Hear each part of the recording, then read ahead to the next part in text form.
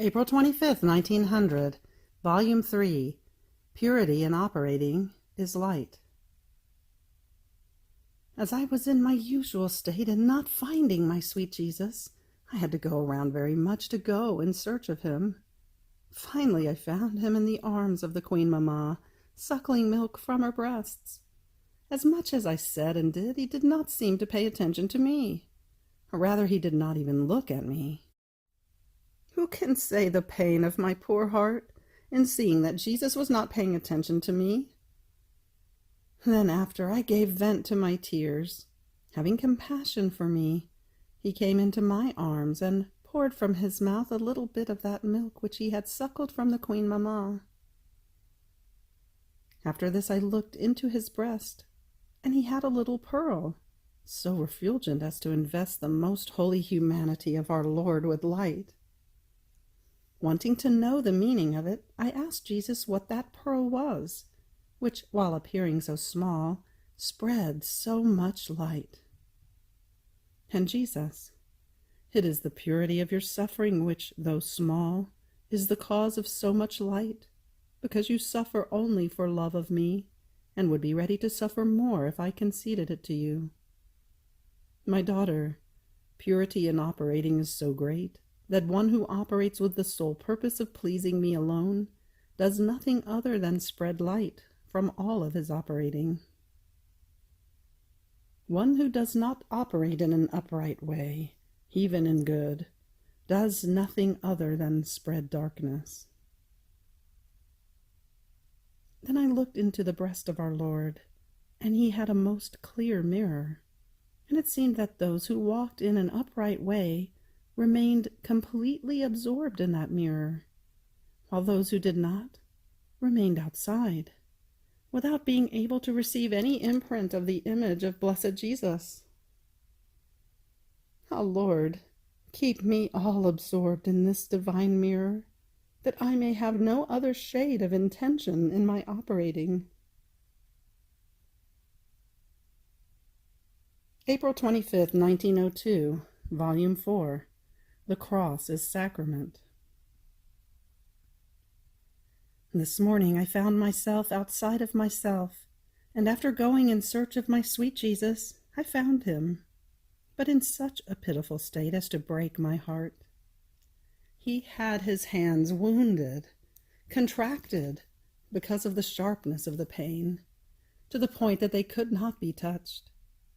I tried to touch them in order to extend his fingers and heal his wounds, but I could not, because blessed Jesus was crying for the strong pain.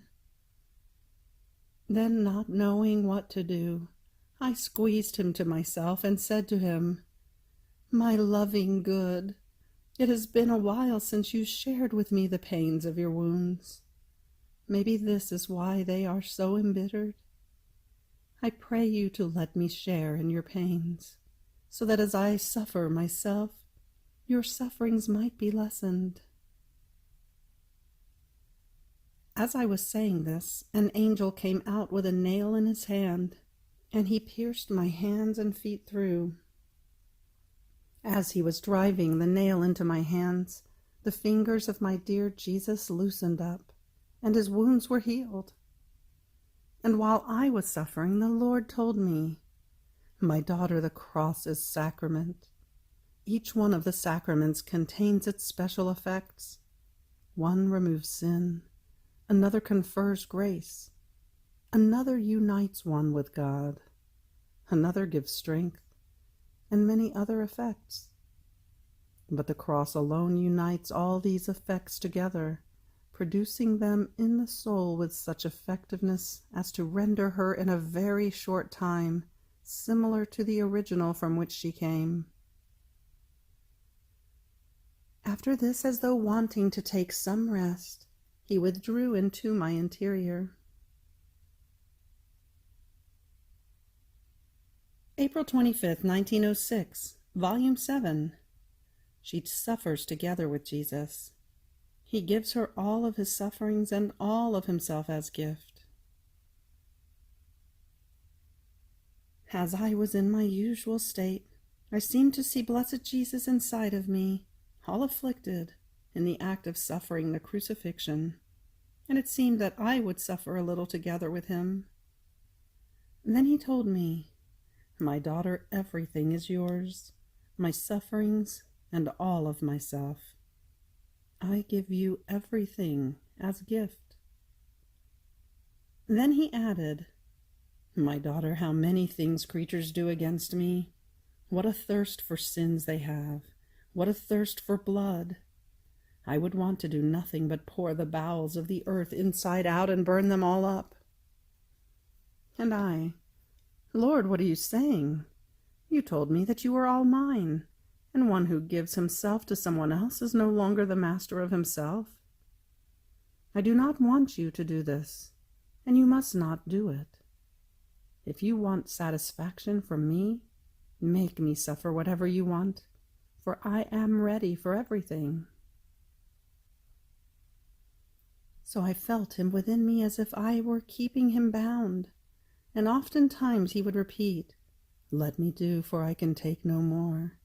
Let me do, for I can take no more." And I would repeat, "I do not want it, Lord. I do not want it."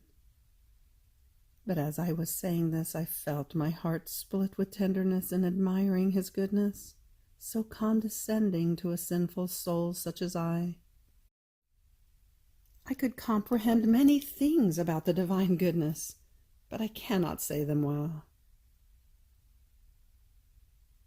April 25th, 1918, Volume 12, Jesus Plays with Luisa. I was saying to my sweet Jesus, "My life, how cattiva I am." Cattiva in Italian means bad, wicked. But even though I am cattiva, I know that you love me. And my beloved Jesus told me, "My little cattiva, you surely are cattiva. You captivated my will. If you had captivated my love, my power, my wisdom, and so forth, you would have captivated a part of me. But by captivating my will, you have captivated all of the substance of my being, which crowns all of my qualities. And so you took me altogether. This is why I often speak to you not only about my will, but of the living in my will. Since you have captivated it, I want you to know its qualities and how to live in my volition, so that you may live a communal and inseparable life together with me, and I may reveal to you the secrets of my will. Could you have been more cattiva?" And I, "My Jesus, you make fun of me. I want to tell you that I am really cattiva, and to help me to become good." And Jesus, "Yes, yes." And he disappeared. April 25th, 1922, Volume 14. Thousands of angels are the guardians and custodians of the acts done in the divine will.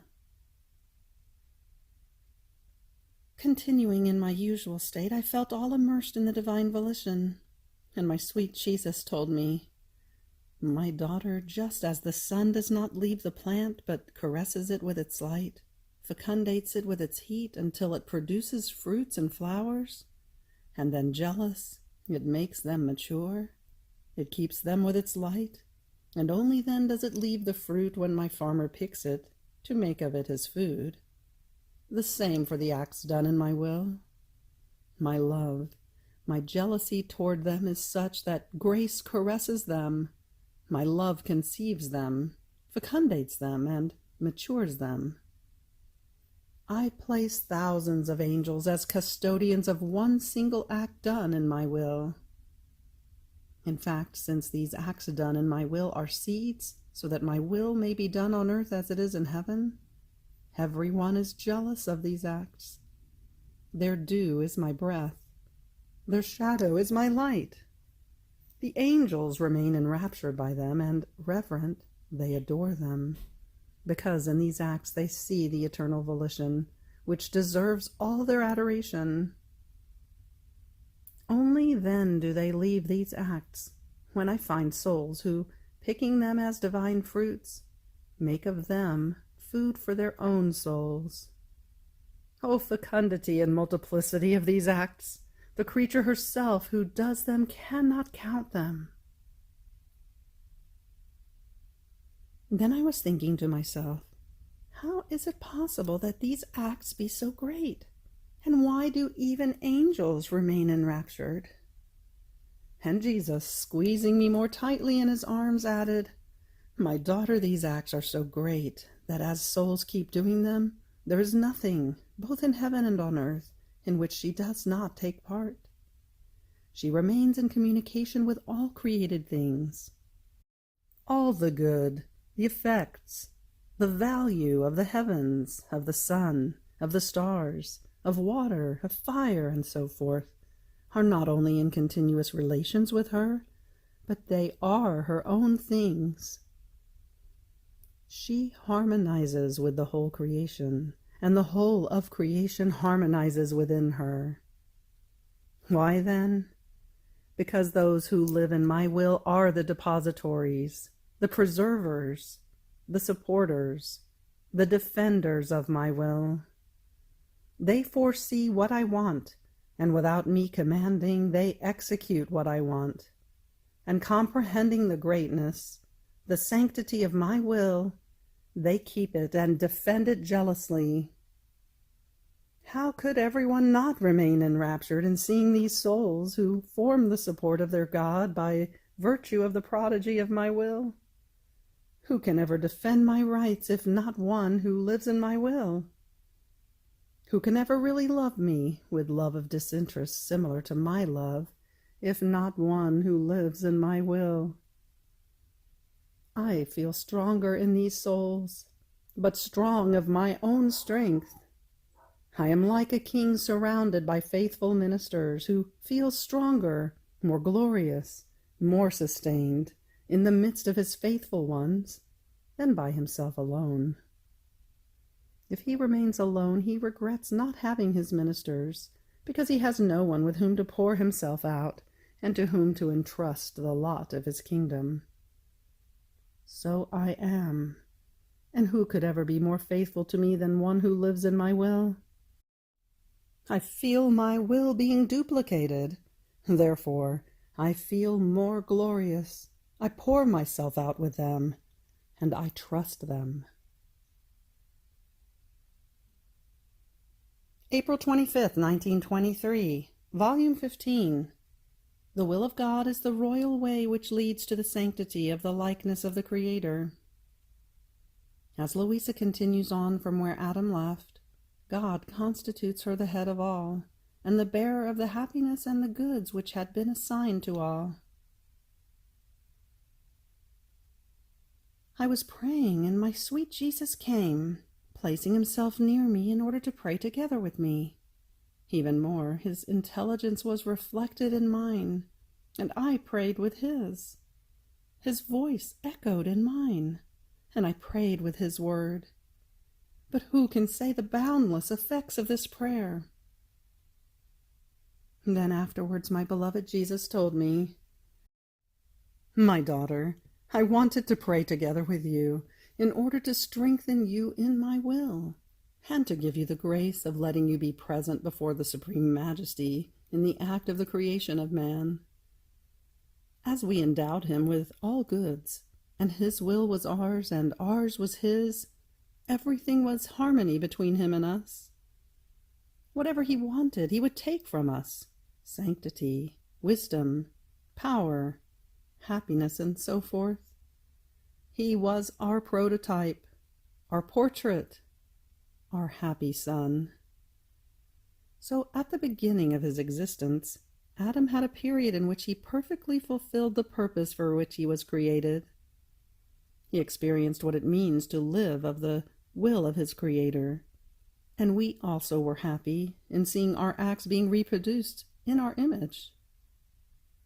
Then, as he broke his will from ours, he remained separated from us. But the first acts of man are still in our will, and I want nothing else from you but to come into our will, to continue on from where Adam left, so that you may bind within yourself all the harmonies that he broke. And just as this first creature, because he was created by us as the head of the whole human family, by withdrawing from our will brought unhappiness to all? In the same way as you come to continue on from where he left, we constitute you the head of all, and therefore the bearer of that happiness and goods which had been assigned to all, had they lived in our will. And I, my Jesus, how can this be possible? If not even when you yourself came upon earth to redeem us and to suffer so many pains, was the happiness acquired, which the first man lost for himself and for all, how can it be now, that by binding myself with your eternal volition, I may give back this lost happiness? And Jesus, my daughter, all times are in my hands. I give to whomever I want, and I use whomever I want. I could very well bring the happiness that my will contains upon earth, but I found no human will that wanted to live perennial life in mine, so as to retie the bonds of creation, give me back all the acts of the first man as if he had done them all with the seal of my supreme will, and therefore place the lost happiness in the field. It is true that I had my dear mamma, but she had to cooperate with me for redemption. Besides, man was a slave, imprisoned by his very sins, infirm, covered with wounds, the most repugnant ones, and I came as a loving father to shed my blood in order to rescue him, as a doctor to heal him, as a teacher to teach him the way, the escape, so as not to fall into hell. Poor ill one, how could he have extended himself in the eternal flights of my volition if he was unable to walk? Had I wanted to give the happiness which my will contains, it would have been as though giving it to the dead and letting it be trampled upon. He was not disposed to receive such a great good, and this is why I wanted to teach the prayer to dispose him, and I contented myself with waiting for different eras, letting centuries upon centuries go by, to make known the living in my will, to give the start to this happiness. And I, my love, if with your redemption not all are saved, how can it be that your will give this happiness to all? And Jesus, man will always be free. I will never take away from him the rights which I gave him in creating him.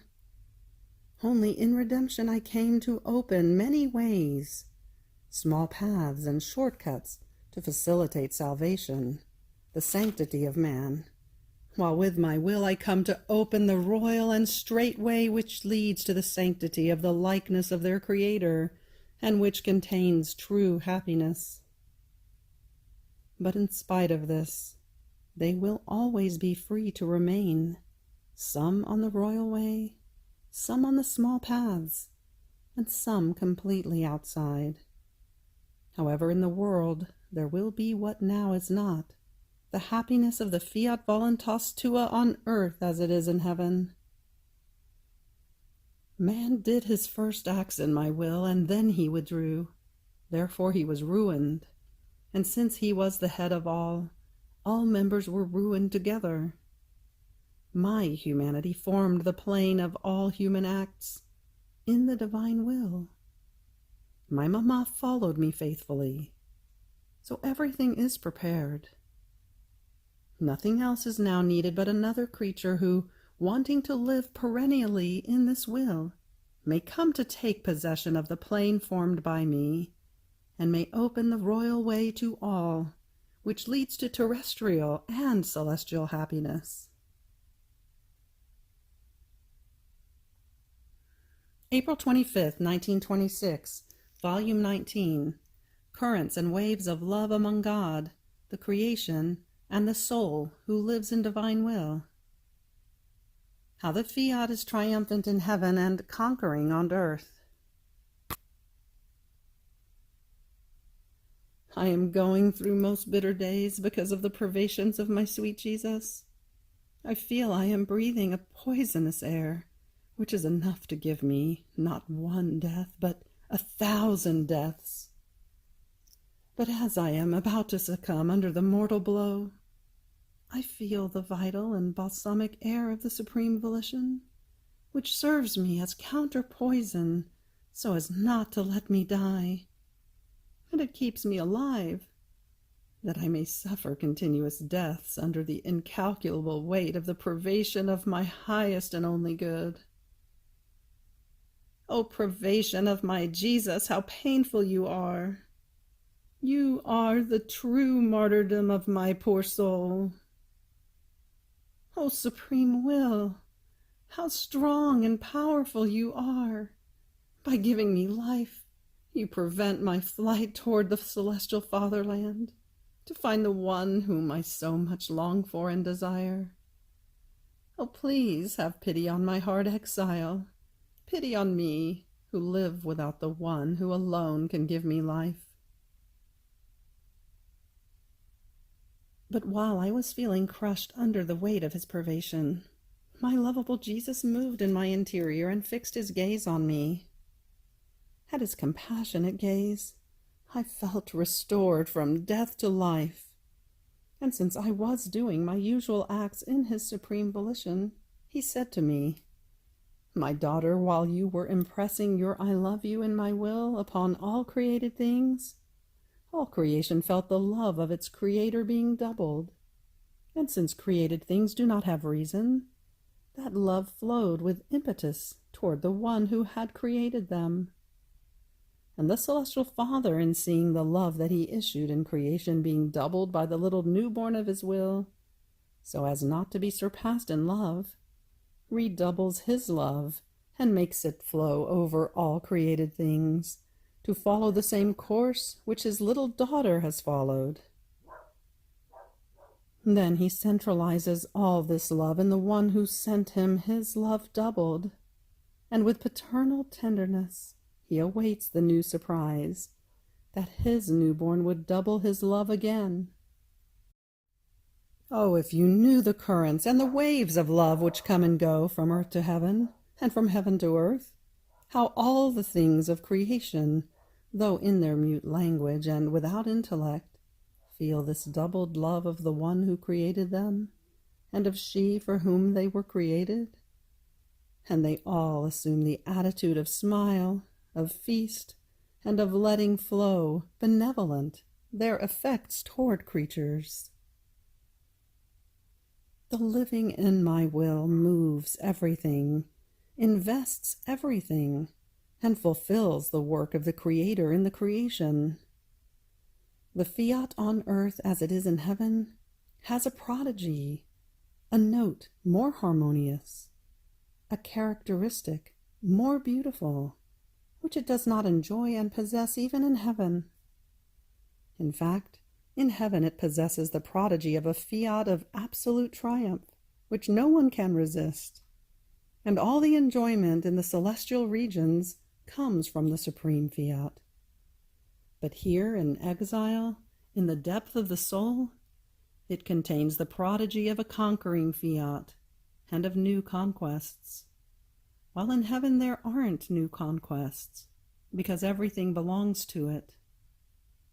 In the pilgrim soul, my fiat is not absolute, but wants the soul with it in its own work, and so it delights in manifesting itself, in commanding, and even in praying her to operate with it.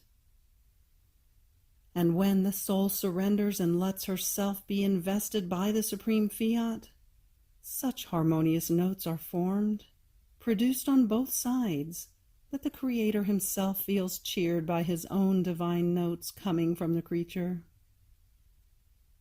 These notes do not exist in heaven, because heaven is not a dwelling of works, but of enjoyments. Therefore my fiat on earth has the beautiful characteristic of impressing its own divine operating within the soul, and of making her the repeater of its works. So in heaven my fiat is triumphant, and no one in the celestial regions can say, "Here I have done a work to prove my love, my sacrifice, to the supreme fiat. Here on earth it is conquering, and if one likes the throne, much more does one like new conquests. Indeed, what would my fiat not do in order to conquer one's soul, to make her operate in its volition? How much has it not done, and does it not do for you? Then afterwards my sweet Jesus made himself seen crucified, and he was suffering very much. I did not know what to do to relieve him. I felt annihilated by the privations suffered. And Jesus, unnailing himself from the cross, threw himself into my arms, telling me, "Help me to placate divine justice, for it wants to strike the creatures." A strong earthquake could be felt, such as to cause the destruction of towns. I was left frightened. Jesus disappeared, and I found myself inside myself.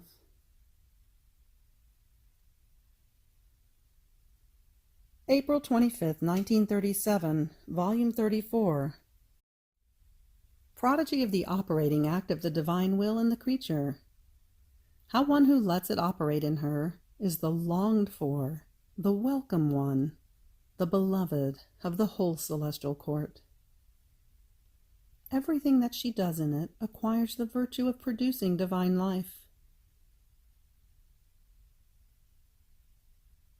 I was thinking about the divine volition operating in the creature.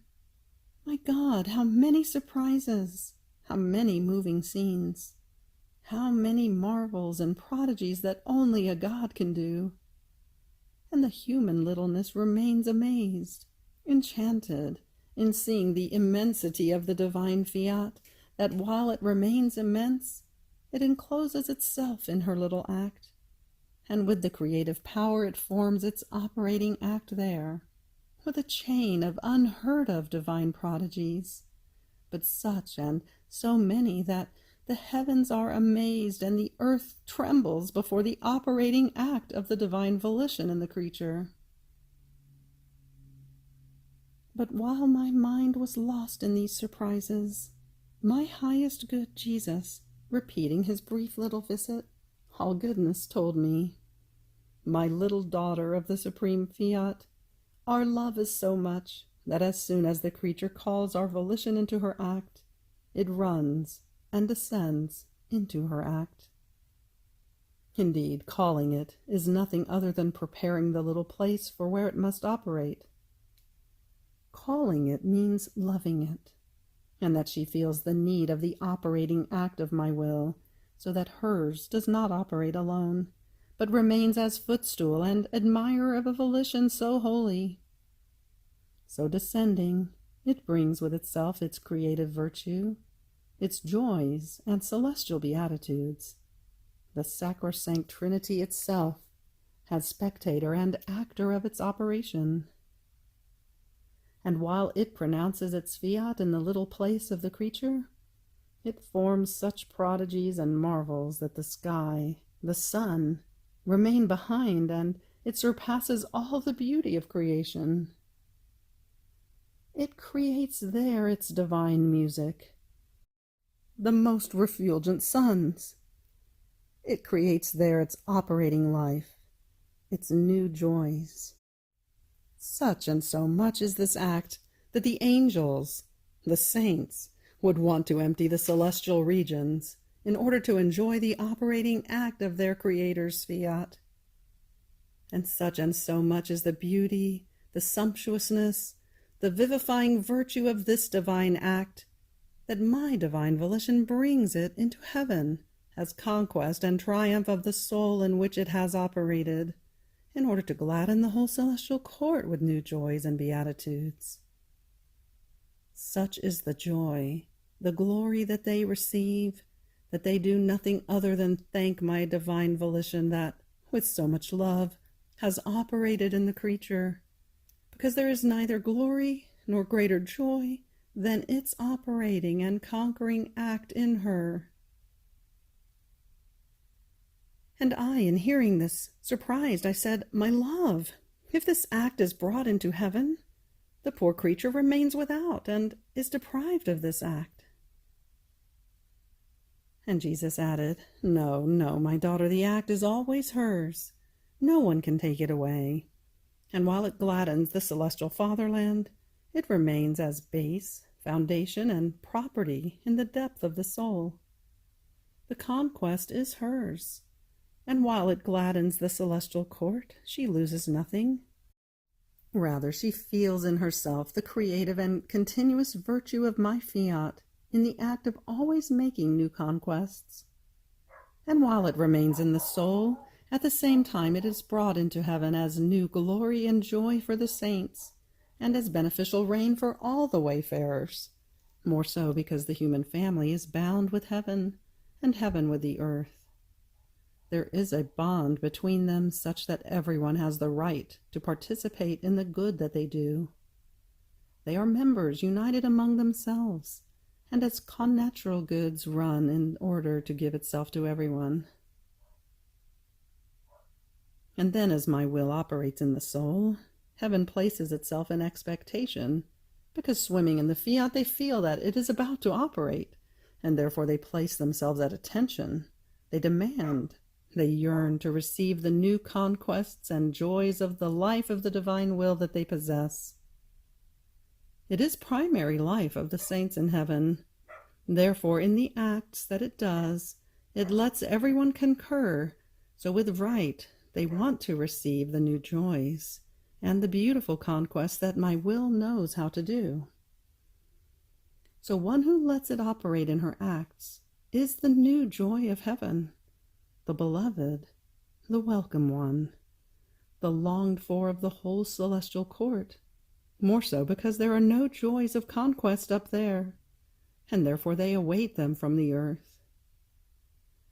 Oh, if all would know all these secrets of my divine fiat, they would give their lives in order to live of it and let it reign in the entire world.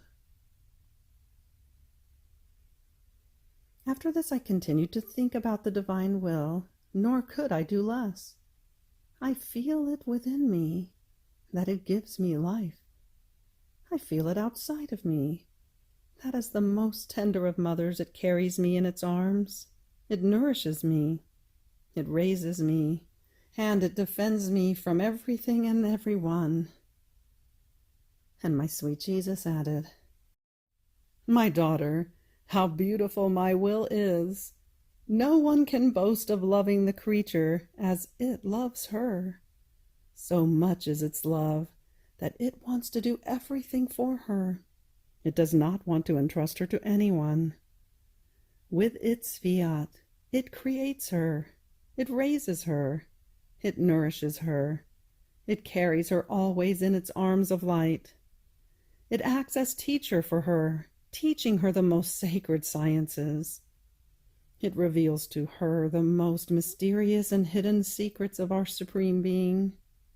It makes her aware of our love, of the flames that burn us, in order to let her burn together with us in every act that she does.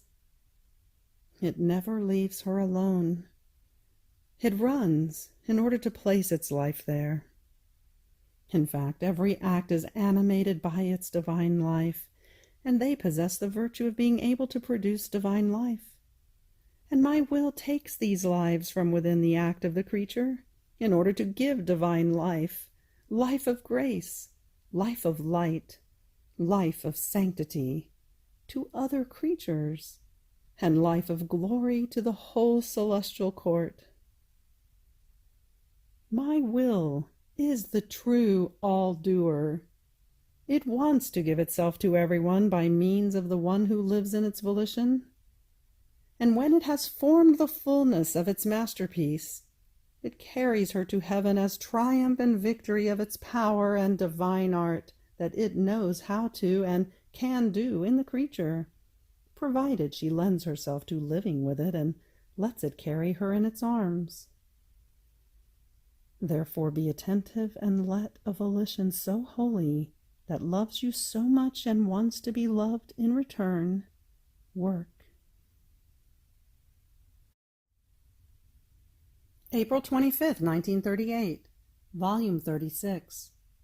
The sign that the divine will reigns in the soul is the need to love it incessantly. The great evil of not doing good in the divine will. The little flame fed by the great light of good. My poor mind runs, flies in the divine fiat, and if I don't do this, I feel restless, with no strength, no food, no air to breathe. I feel as if I had no feet to walk, no hands to work, no heart to love. So I need to run in the will of the divine fiat to find its acts, shaping with these acts feet that run, hands that operate and enclose everything, a love with no heart that takes the love of the eternal in order to never cease loving, fed by eternal love, to love unceasingly. But while I was thinking all this nonsense, my always adorable Jesus, coming for his short little visit, pleased by my nonsense, all love said, "My blessed daughter, do not be surprised by your nonsense. This is what happens. One who lives in my will leaves her own being and will by entering mine. She uses our works to form the new members needed to live within it. Therefore she acquires new steps, motion, and love, to be able to identify herself with our works and to let my will reign and dominate in her soul. This is the continuous motion of love, and since she knows that this love and these works are unceasing, she multiplies them, giving them to me to love me. What does she do then? She enters the endless fields of my will, sees the great theater of creation, the splendor and magnificence of the love that invades all creatures. She runs from work to work, picking up all the love that we spread through our creation, gathers it on her lap, and comes before our Majesty to give us the many different varieties of love that we placed there. Then she plays her love song with the various notes of our creative love. Oh, what a joy we receive from the feasts starting between heaven and earth, and the oceans of love with which she surrounds our throne. Then, after celebrating the feast of all creation, to love us more, and with double love, she goes from our throne to all created things, spreading our doubled love on them. And by the power of our will, which she possesses, she makes everybody say, "Love, love to our Creator." The soul who lives in our will is really like a continuous feast for us, the pouring out of our love. Then he added with a note of sadness, "My daughter, how the creature sinks to the bottom when she does not live in our will. Even if she does good, lacking the light of our will, the strength of our sanctity and its effects, this good remains covered by smoke, blinding and producing self-esteem, pride, and love of self. It remains poisoned, unable to produce any real benefit for anybody. Poor good works without my will. They are like bells with no sound, coins without the image of the king, that have no value as money. At the most they turn into self-satisfaction. Many times I am forced for the love of the creatures to embitter the good they do, so that they enter themselves and try to operate truly and generously. On the other hand, for the one who lives in our will, there is no danger that the smoke of self-esteem may enter even the greatest works she may do. She is the little flame fed by the great light that is God, and the light knows how to get rid of the darkness of passion, the smoke of self-esteem. Being light, she really knows that all the good she does is done by God Himself, operating within her nothingness. And if this nothingness has not been completely emptied of all that does not belong to God, God will not descend into it to make great works worthy of Him. Therefore, not even humility can enter our will. only nothingness, knowing to be nothing. All the good that enters it is only divine work, God who brings God. In my will everything changes for the creature. She is nothing other than the little light that has to absorb as much as she can the great light of my fiat, so that she may be fed only by light, love, goodness, and divine sanctity. What an honor to be fed by God! So it is no wonder that, being the creature, the little flame of God, he also feeds himself with it.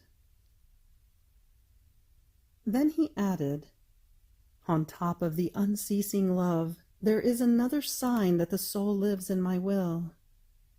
This sign reigns inside the soul, the immutability, never moving from good to evil. This can only be of God, a firm, constant character, hard to change in its action. The constancy that only a divine patience can have, always to repeat an act without ever getting tired, never being bothered, never regretting. It is only of God. Now one who lives in our fiat feels her immutability and is invested by such firmness that she would never change her action, not for heaven and earth. She would rather die than stop doing and redoing what she does. Furthermore, everything she does with a firm heart, without ever changing, had its origin in God. So she feels God in her act, and in repeating it, she feels that act flowing and her action animated by God himself. How can she ever stop doing what she started together with our Supreme Being? She would have to get out of our will to change action. Our will is unchanging in its works, and it renders so whoever lives in it. Oh, when one does not live in it, how clearly it shows. Today she wants to do something, tomorrow something else. One time she likes to make a sacrifice, another time she runs away from it. One cannot trust her. She is like a stem that bends, following the wind of her passions. The mutability of human will is such that it reaches the point of making the creature its own toy, and perhaps even a toy for the demons themselves. This is why I call the creature to live in our will, to be sustained and strengthened, so that she can give honor to our creative work, since only man is voluble, while all our other works never change.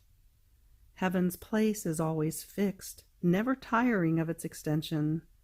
The sun always runs its course and never changes action in giving light to the earth. The air is always ready to be breathed, and things stay the same and keep doing the same action the way we created them. Only man, by not wanting to live in our divine will, clashes with the modes of his Creator. He cannot finish his works, so he cannot love or appreciate them. Neither can he receive credit for them.